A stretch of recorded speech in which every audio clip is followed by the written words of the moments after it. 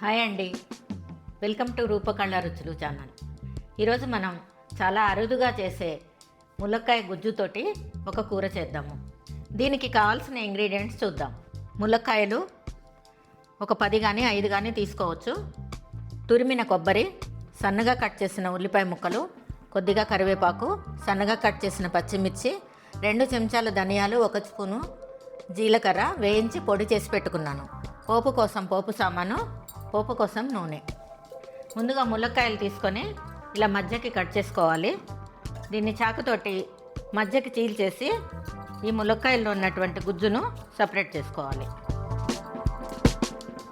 ఈ మధ్యలో ఉన్నటువంటి గుజ్జును ఈ విధంగా స్పూన్ తోటి కానీ చాకుతోటి కానీ తీసేసుకోవాలి. ఇలా మొత్తం గుజ్జును తీసేసుకోవాలి ఈ కాయలంతా.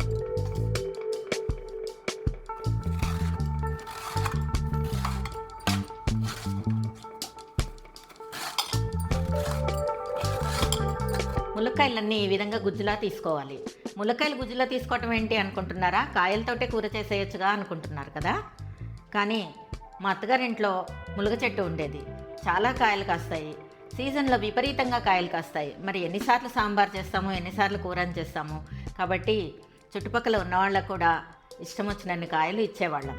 అలాగే కాయలు ఎక్కువగా ఉన్నప్పుడు ఈ రకంగా గుజ్జు తీసి కూర చేసినట్లయితే ఇంట్లో అందరూ ఇష్టంగా తింటారు. కొత్త రకంగా రుచి అనిపించి ఇష్టంగా తినడం జరుగుతుంది. స్టవ్ వెలిగించి ప్యాన్ పెట్టుకుందాం. నీళ్లు లేకుండా తీసేసి ఒక 2-3 స్పూన్లు నూనె వేసుకుందాం. 2 టేబుల్ స్పూన్లు సరిపోతుంది. ఇప్పుడు మనం పోపు వేసుకుందాము. కొద్దిగా మినపప్పు, 2 ఎండుమిర్చి ముక్కలు, కొద్దిగా పచ్చిశనగపప్పు, కొంచెం ఆవాలు. ఇవి చక్కగా వేగాలి.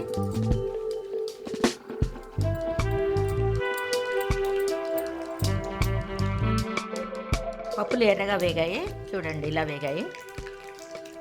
ఇప్పుడు కరివేపాకు, పచ్చిమిర్చి వేసుకుందాం.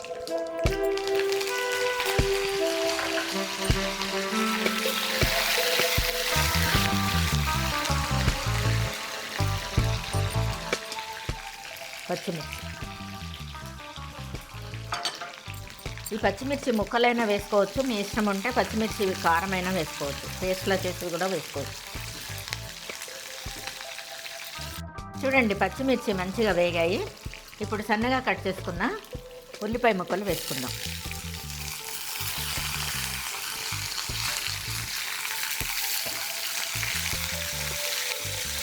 ఇవి మంచిగా కమ్మటి వాసన వచ్చే వరకు వేయించుకోవాలి. కొంచెం సందు ఉంచి మూత కూడా పెట్టుకోవచ్చు. ఒకసారి మూత తీసి చూద్దాం. ఇవి చక్కగా ఎర్రగా వేగాలి. దీంట్లో ఇప్పుడు మనం కొంచెం ఉప్పు, కొంచెం పసుపు వేద్దాం.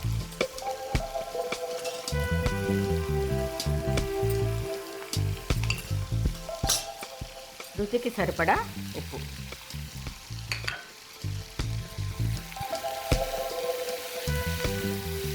ఇంకొక 2 నిమిషాలు వేగాలి. చూడండి, ఉల్లిపాయ ముక్కలు చక్కగా వేగాయి. ఇప్పుడు మనం ములక్కాయ గుజ్జును దీంట్లో వేసుకుందాం.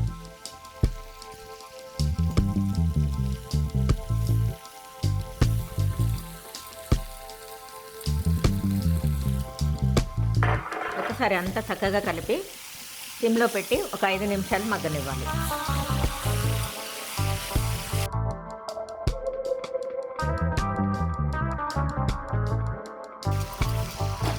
మూత పెట్టేసి ఒక 5 నిమిషాలు మగ్గనిద్దాం.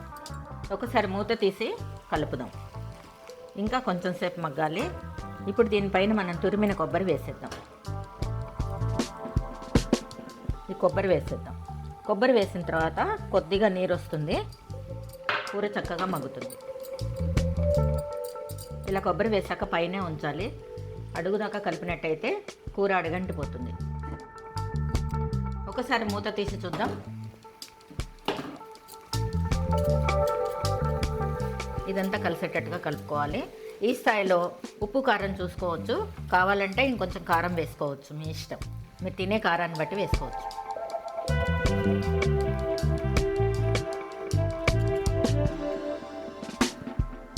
ఇలా కొంచెం పెద్దగా ఉన్నటువంటి ముక్కను తీసుకొని కూర ఉడికిందో లేదో చూడాలి. ఇలా ఒత్తినట్టయితే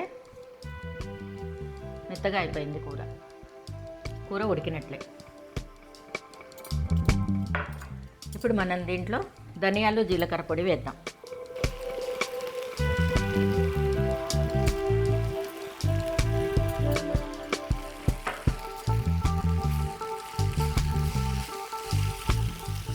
ఇంకంత బాగా కలిపేసి గ్యాస్ ఆఫ్ చేసుకోవచ్చు.